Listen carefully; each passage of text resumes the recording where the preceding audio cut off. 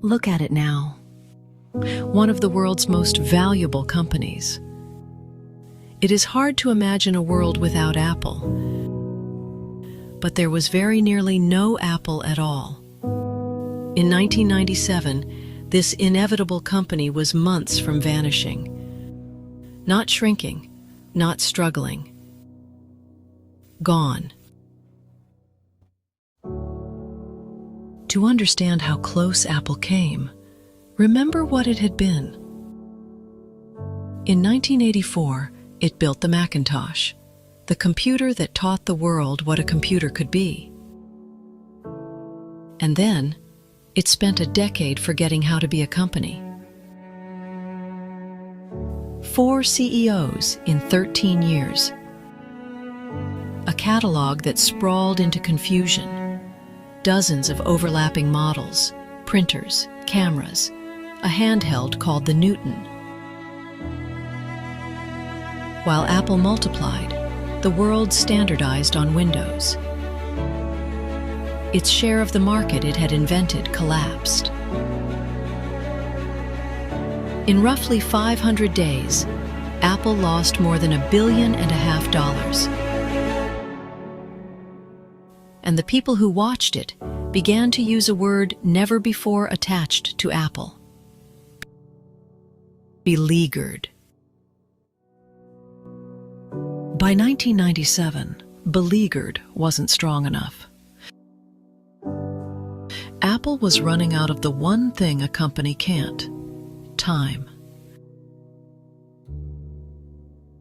To survive the quarter, it raised over $600 million in debt.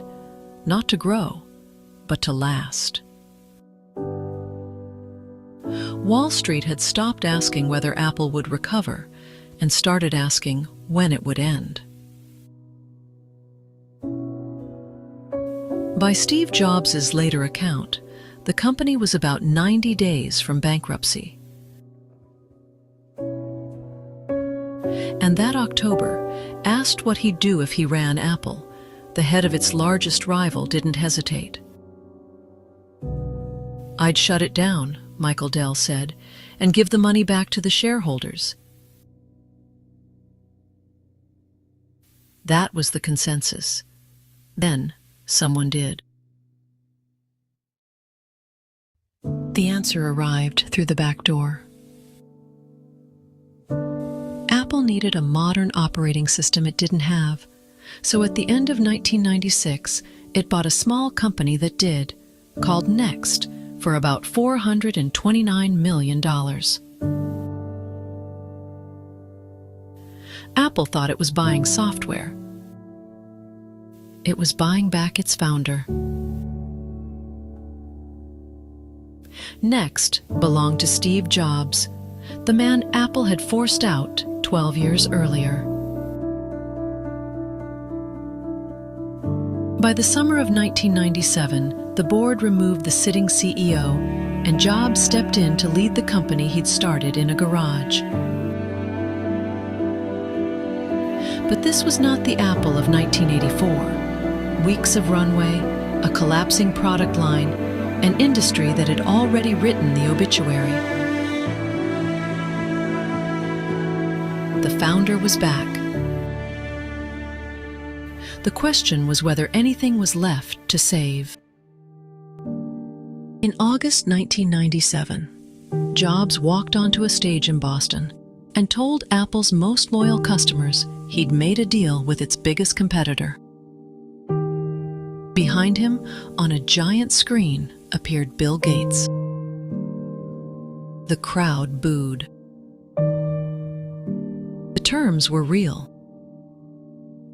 Microsoft would invest $150 million in non-voting Apple stock held 3 years. Keep making Office for the Mac for 5 more years. Settle the long patent war with a cross-license, and Apple would make Internet Explorer its default browser. For 25 years, we've remembered this as the rescue. Microsoft saved Apple. And it is not what happened. The 150 million was real, but Apple was a multi-billion-dollar company.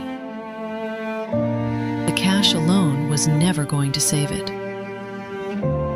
What the deal actually bought was confidence, a signal to a terrified market that the Mac had a future. Microsoft didn't save Apple. It bought Apple time. What Apple did with that time is the part we forgot. Weeks later, Jobs stood before his own company and did the hardest thing a leader can do to a company he loves. He made it smaller. He drew a grid, 4 squares: consumer, pro, desktop, portable. 4 products.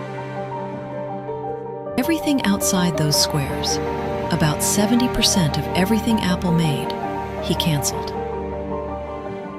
The printers, the servers, the Newton.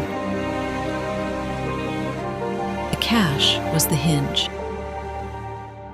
The focus was the recovery. Microsoft opened the door. Jobs walked the company through it. It worked.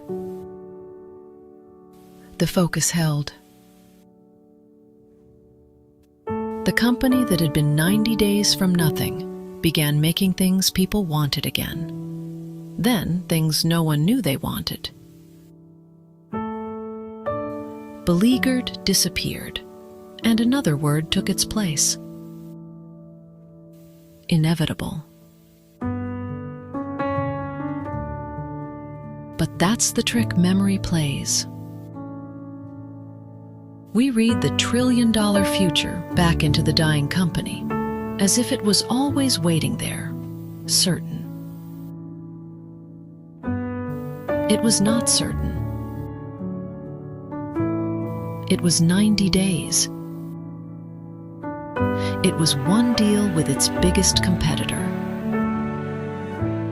It was one man willing to erase 70% of a company to save the rest. Change any one of those, and the most inevitable company on earth is a footnote about companies that used to exist. So here is what the file leaves you with. The companies we call inevitable are often the ones that came closest to disappearing. Inevitability is a story we tell backwards.